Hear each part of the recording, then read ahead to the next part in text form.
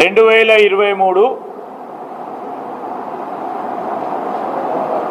సాధారణంగా August September మాసంలో వర్షాలు పడతాయి.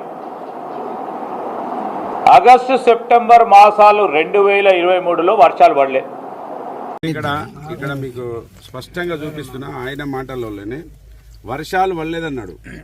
వర్షాలు ఆగస్టు సెప్టెంబర్లో నార్మల్ రెయిన్ఫాల్ డాటా తీసుకున్నాము. మీరు కూడా వెబ్సైట్లో చూస్తే కనబడుతుంది. Normal rainfall 177.5, rainfall recorded by 251.9. 177 ఎక్కడ, 251 ఎక్కడ?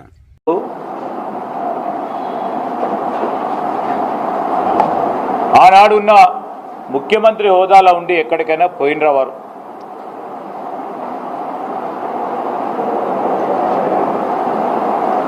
రైతు దుస్థితి ఏ విధంగా ఉందో చూడటం జరిగిందా? ఒక విషయం, కేసీఆర్ గారు ఎన్నడన్నా రైతుల దగ్గరికి వేయండా ముఖ్యమంత్రిగా ఉన్నప్పుడు అని వారిని మాట్లాడుతున్నాడు కదా. ఆయనంటే ముఖ్యమంత్రి హోదాలో ఉండి పోలేదు కావచ్చు, కానీ తమరు ఎమ్మెల్యే కదా, ఈ ప్రాంతానికి తమరు మంత్రి కదా. మీరన్నా ఎక్కడన్నా ఒక్క రైతునన్నా చూసి ఎక్కడన్నా ఒక దగ్గర పోయి మందలు ఇచ్చేదా? గత ఏడాది వారి ప్రభుత్వంలో వడగళ్ల వాన పడ్డది. అనేక జిల్లాల్లో రైతులు వారి పంట నష్టం కోల్పోయిన తరుణంలో ఏ ఒక్కరికి కూడా ఈరోజు వారు అడుగుతా ఉన్నారు, సంతోషం, ఏ ఒక్క రైతు కన్నా పంట నష్ట పరిహారం ఇవ్వడం జరిగిందా? గౌరవ ఆ ప్రభుత్వం, కేసీఆర్ గారి ప్రభుత్వం వడగండ వానలు పడితే వాళ్ళు ఆ రోజు 4వ నెలల మీకు ఆర్డర్ ఇచ్చిండ్రు. ఆ రోజు వడగళ్ల వానల వలన రాష్ట్రమంతా 151 కోట్ల రూపాయల పైచిలకు వాళ్ళు రాష్ట్రానికి అనౌన్స్ చేసి పెద్దపల్లి జిల్లాలో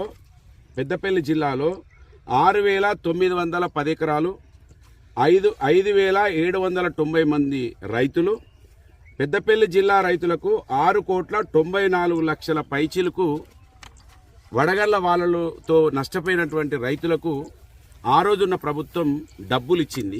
ఇవాళ వర్షాలు పడ్డాయి.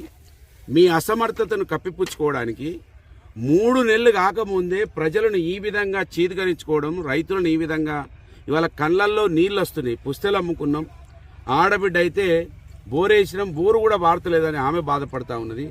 2 భార్యాభర్తలు ఇక్కడికి వచ్చి పొలాన్ని చూసుకుంటా ఉన్నారు, ఏడుస్తూ ఉన్నారు. మనోధైర్యాన్ని కల్పించాల్సినటువంటి ప్రభుత్వంలో ఉన్న వ్యక్తులు పెద్దపల్లిలో కూర్చొని ఈ విధంగా అపహాస్యం చేసుడు. నిన్న కాంగ్రెస్ పార్టీ వాళ్ళు గ్రామాలలో రైతుల సమస్యల దగ్గరికి వచ్చి వాళ్ళ సమస్యలు పరిష్కరించే మాటలు చెప్పకుండా పెద్దపల్లిలో కూర్చొని వాళ్ళన్న మాటలని రెండింటిని మీకు వినిపించి ఆధారాలతో పాటు మేము నిరూపిస్తున్నాం. ఇప్పటికైనా రైతుల క్షమాపణ చెప్పి వాళ్ళని ఆదుకోవాలని డిమాండ్ చేస్తున్నాం.